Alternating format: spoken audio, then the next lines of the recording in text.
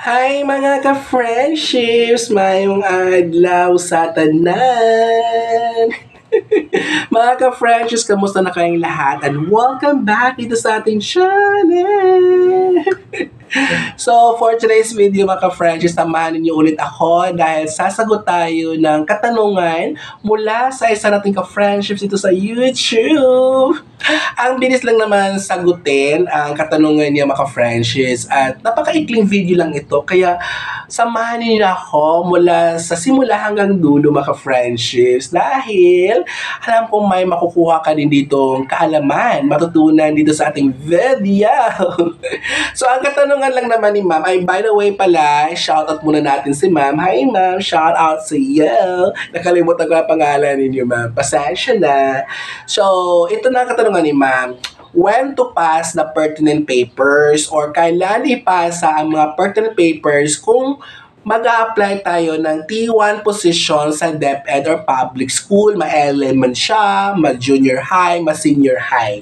So, ma'am, ang maisasagot ko niyan ay hintayin muna natin mag-post ang division office sa kanilang Facebook page sa announcement na open ranking na sila at hintayin natin yung i-release nila na division memorandum for about or tungkol yon sa open ranking kasi na doon nakalagay sa memo na yon ang lahat ng details, schedules for demo teaching, schedule for TRF, lahat kung ano dapat i-prepare mo, ma-semi-LP man, ma-DLP man yan, o ganon. So, lahat ng mga instructions ay nandun. Kaya, hintayin ulit natin ang mag-post ang division office natin o kaya yung school na malapit sa atin na mag-release na or mag-post ng announcement kasama doon yung division memorandum kasi may attachments ang post nila. Basahin mo lahat yun, ma'am. And then, double check mo ang mga pertinent papers mo, baka may kulang pa para hindi ka pa balik-balik, hindi pa ulit-ulit, ganon. At kumpletuhin lahat mga ka-friendships, no? At mga ka-friendships, ito pa, marami tong gumagawa ng technique na to. Ang ma-advise ko, itigil nyo na yan. So, kung saan kayo malapit na school, doon po kayo pasa ng mga pertinent papers natin. Huwag na yung kung saan may bakante doon kasi meron na pong localization law. Paano po kayo makakapasa or makakalusot sa localization law kung ang layo naman ng bahay or tinitirhan nyo doon sa pinasahan mong school sa kabilang division yon. Example yun, di ba? Pero mga friendships, marami nakakalusot nito kung magaling ka din. Kasi pawaisan lang naman ito pabilisan, patalinuhan, ganon. Kasi marami nakakalusot na mga taga-ibang division nag-apply sa ibang division. Ang ginawa lang nila ganito, kumuha sila ng address ng isang barangay doon, sakop siya ng division, and then, yung barangay na yon, alam niya ng address, so yun ang ilalagay niya sa present at saka sa permanent address. So, pareho na yung present or current address at saka sa permanent address. And then, paano siya nakalusot? Kumuha lang siya ng barangay certificate at sinabi lang niya nagstay na siya for more than 6 months. Kasi sa localization requirement ay 6 months lang naman maka-fresh eh. Kaya kung gusto mo makalusot, kailangan talinuhan mo pa, galingan mo pa, maging best actor, actress ka talaga dyan. So, mabilis ka lang sumagot, wag pa halata na dinaya mo. Ganun. Ano ba yan? Tinuturuan ko na kayo paano magdaya. Pero yun talaga ginagawa ng iba kasi ang dami kasing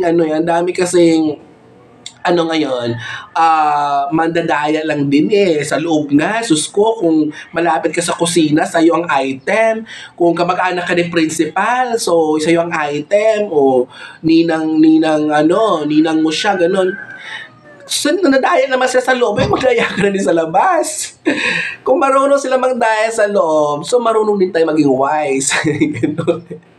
Pero, sana ingat lang din. Pero kung ang advice ko talaga, wag nang gawin yan kung mahina ang loob mo. Kasi ginagawa lang yan sa mga malalakas ang loob at mga matatalino, mabilis. Ganon. So kung mahina ang loob mo, so magstay ka na lang doon or magstick ka sa school na sakop ng barangay ninyo dahil sure na sure pasok ka sa localization pero ang tanong may bakante ba.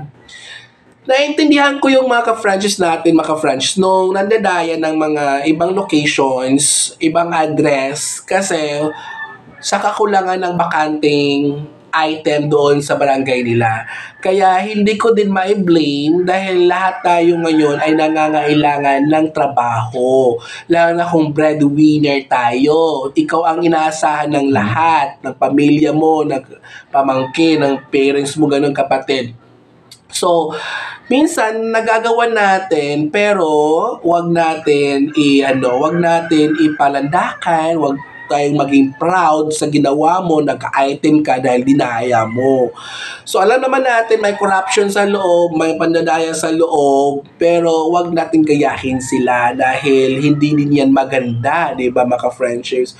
So kung gano'n ang gagawin mo, kailangan tumaya ka. Isang taya kasi yan sugal yung tumaya ka. Kung hindi ka mahuli, hindi ka malaman ng division, swerte mo yon.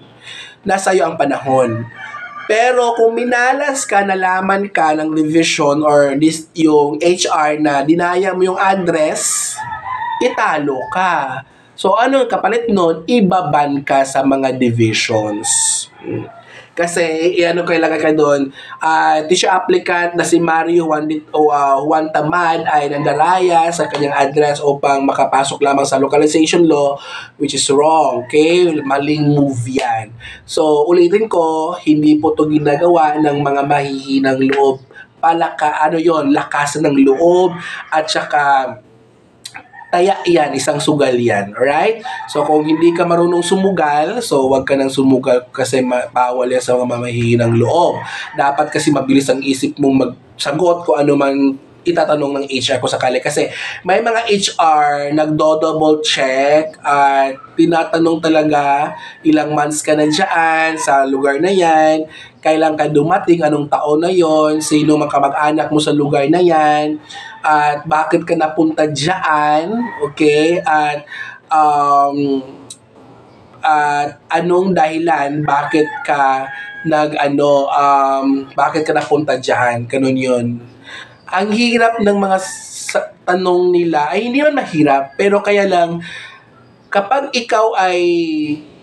compose mo yung sagot mo doon sa katanungan, malulusutan mo. Pero kung pagtanong nila, mag-iisip ka pa, halata yun. Kaya expected mo na natatanungin ka ng mga ganong katanungan. Kaya i-ready mo ang sarili mo, ang sagot mo, kung isa ka sa mga nandarayan ng address. So, para sa akin okay lang kasi may dayaan nga sa loob di ba? Tayo naman, mandarayan naman tayo sa labas. So, ingat-ingat lang din Huwag tayo magpahuli. So, hanggang dito na lang. So, that's all. So, hintayin ang post ng division office o kaya yung school at galingan ang pagiging actor, actress.